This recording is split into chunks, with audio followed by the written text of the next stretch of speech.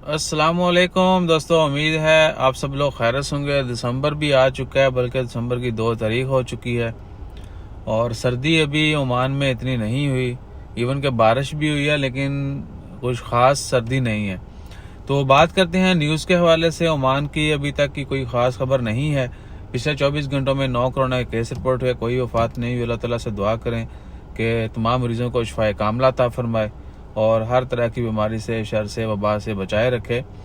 और दूसरा है स्मगलिंग की, कुछ जो मंशियात वगैरह स्मगल करते हैं।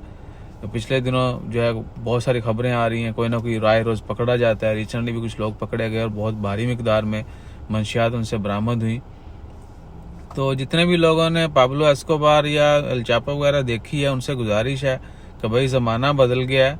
अब वो मूवियाँ देख के टाइकून बनना जो है वो ख्वाब पूरे नहीं होते।